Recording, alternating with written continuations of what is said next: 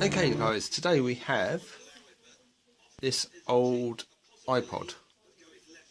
Now, got this off eBay for £10 and I brought it for spares and repairs, but I wonder if you can actually pair this. Don't seem to have a click. 3 buttons click, middle one doesn't. The back is completely minging. You can see the Apple iPod. There's no reflection at all. It's got the jack plug there, and you've got the power switch, which is really messed up. Now, if this doesn't work out, I want it for the motherboard, and hopefully the motherboard's going to be intact, to replace one that's got, I suppose, a firmware fault. So let's see what we can do with this. First off, let's get some old Windoline oil cloth, give it a spray, and polish it up a bit. Not going to take very long on this. Now that's done. That looks like the screen is actually smashed on this one. It's going to be no good, is it? Yeah. The screen's got a nasty dent here. The screen itself looks like it's broken here. Big X of crystals underneath. But we won't let that put us down. Also, the back is starting to shine up a little bit. You've got a little bit of reflection on it now. Not a lot, but it's better than it was. Shall we open it or shall we shine it? Let's shine it, okay? Right, to shine a iPod, you need some Autosol. I've got this big tube off eBay for about £7. Hardly use any of it. So what you do, put a couple of dots on it.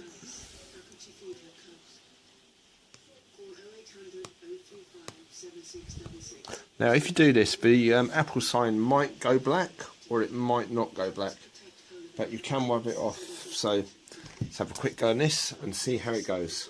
Go buy this Autosol now. You can get it from Amazon, eBay and all other places what sell it. You'll find that it does a very good job, but because this iPod is pretty mesh anyway, we won't bother about it going inside it or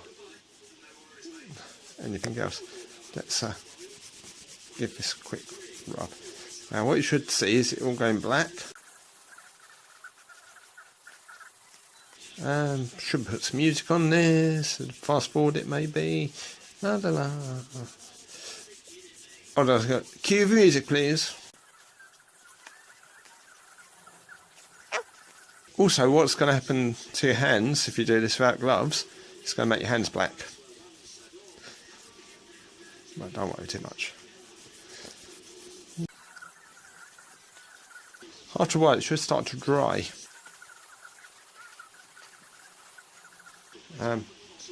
Once the thing should be drying, you'll see the cloth's gone really black.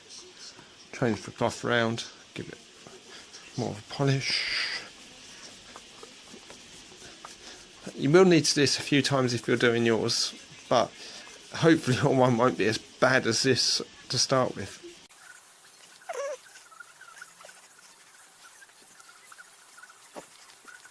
Right then, you start to see the Apple sign is appearing. Let's do some more Windoline.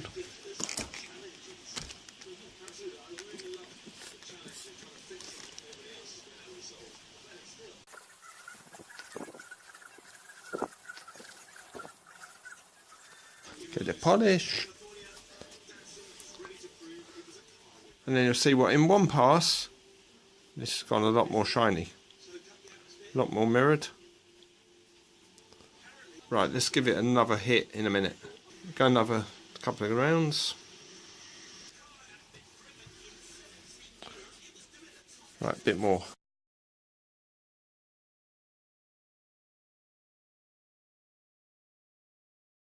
Your cloth should go black again. Might be worth buying some cloths from the dollar shop or the pound shop, wherever you are.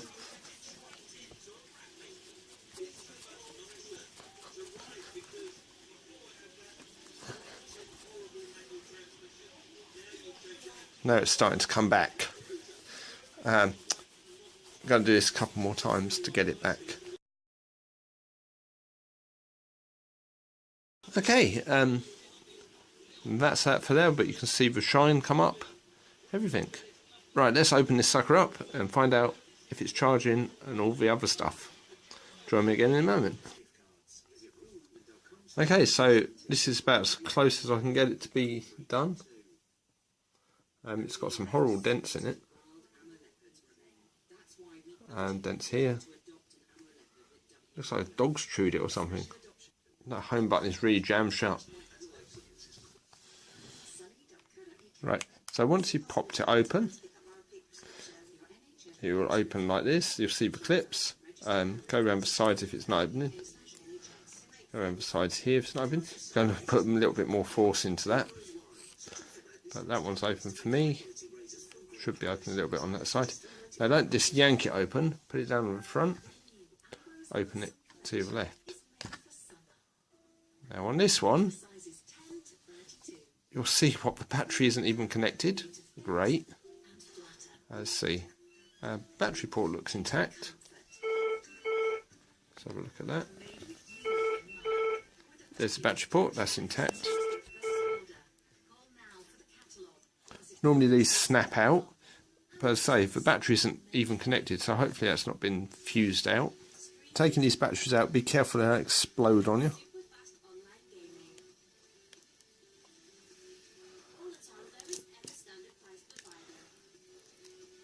Sometimes when you take an iPod battery out, it would be puffed up. If it's puffed up, throw it away, because it's probably going to blow. Let's have a look at the inside. Yeah, those don't look corroded.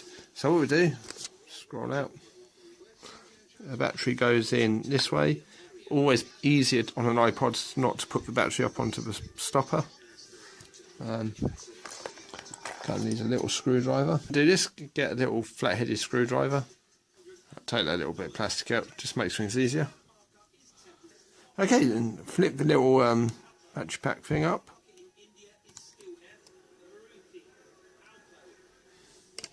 Don't need to come up too far because it will actually fall off if you're not careful.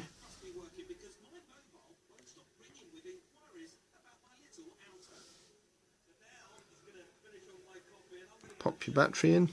Okay, so that's done. Let's click it up. Plug in the click. See if it does anything. You can hear the hard drive clicking. Oh, and there it is. A smashed up screen. Right from that dent. I wonder how much it is to get a screen for it. But obviously the hard drive's fucked as well, so... Right, next bit, have a look at the hard drive. Right, the next thing you need to do now is just take out the hard drive. So to do that, just remove that. If you can, get out. There's some sticky shit in there.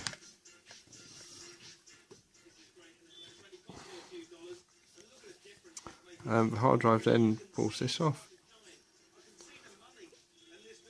And the hard drive pulls up and flips backwards.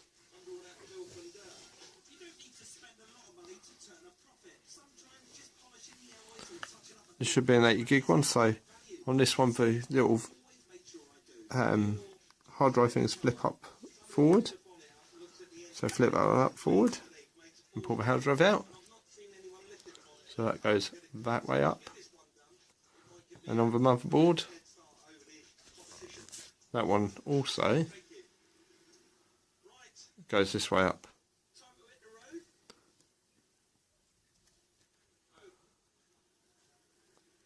That should come out.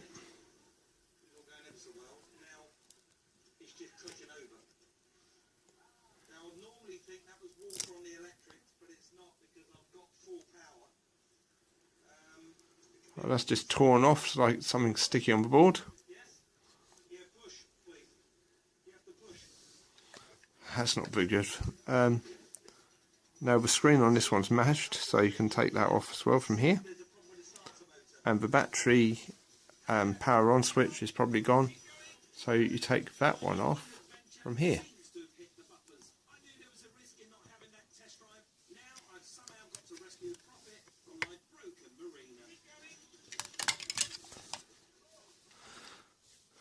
Sometimes hard drives are good, sometimes they aren't. So let's hope this one's good. Okay, so just had a look online, and the Ipod screens are £7 or £8 to roughly about 20. Okay, so this screen, you will need a spludger with an end on it, or good nails, I suppose, and you just pop that down on here and lift the flap this way. Right, eventually it's done. As you can see, it's popped up, it's revealed the pins at the back, and now this should just pull out. Yeah, there it goes. Pulls out. Okay, so that's good. Now to get the screen out, don't go yanking at it, because it's actually held in by this little pin, and that will smash the whole screen or break a screen what you're trying to put in. You have to undo the screws at the side of the case. There's about 6, so let's get those out now.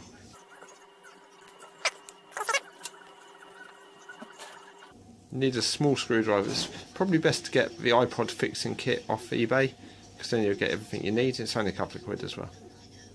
So, cut to getting all these screws out. Right then, when you've got the screws out, you'll find they're absolutely tiny, and they're only like that size. See the top? Once those are out, just need to unclip the case from the sides with those clips there.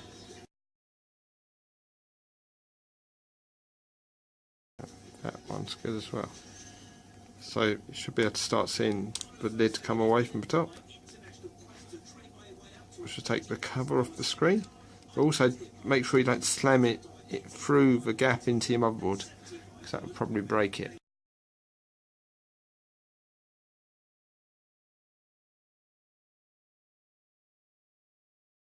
Right, don't forget this top one, because that holds in the whole thing together. Okay, I just noticed there is a tiny wire connected.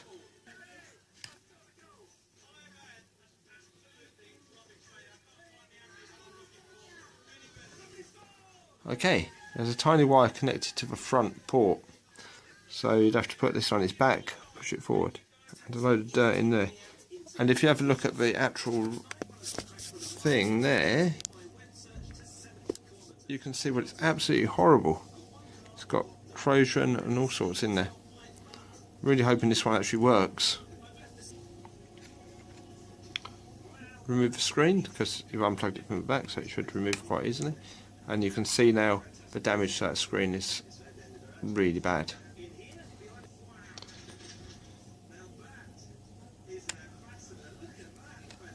You should be able to push this button out. Yep, push that button out, and then you can see the amount of dirt in there. That's a ridiculous amount of dirt. So I'm actually going to wash this with soap and water, because there's no electrics on it. So hopefully the motherboard's now all down, just tap out. And when you've got this off, you'll find there's a tiny little earthing point up here, which goes round to the earthing point underneath the click wheel. Just there. So make sure we take that off as well.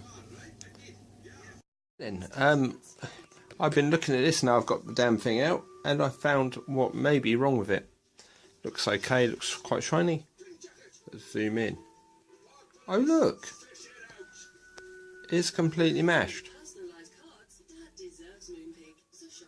Yeah, just here. It's completely corroded. Terrible. Let's even clean that area up. Start by giving it a light scrape with a toothbrush. Can we see that? Looks like it's cleaned up a bit, but there looks like a bit of burn mark just here. It's not good. Thing is, it is kind of working. Plays sometimes, if it decides to come on or not. Okay, so I swapped my motherboard for the this one out of my one that doesn't work, for the motherboard in this crappy old one which we got, which we're just trying to clean up. So it took a while to do. Now just got to put it back together, and everything seems to be in there right. Just got to plug the wires and everything. Let's see if it works. Right then, a little bit later, and I've got this all sorted out. Let's plug it in, find out what's going to happen. Let's see if we get any life in it. Now the screen is broken, and we clean that corrosion off of the motherboard. But will it be worth buying a £7 screen from China for? Or is it dead?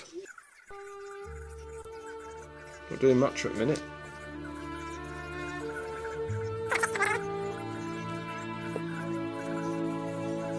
Nothing.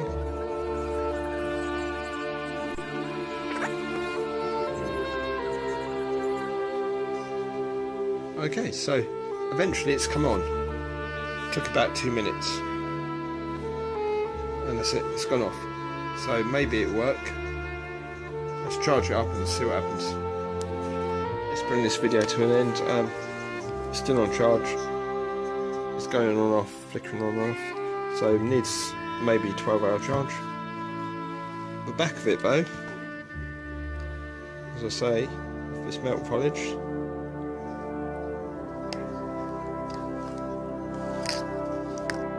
It's come up really nice actually. See, reflection. You can also see the Apple Ipod logo.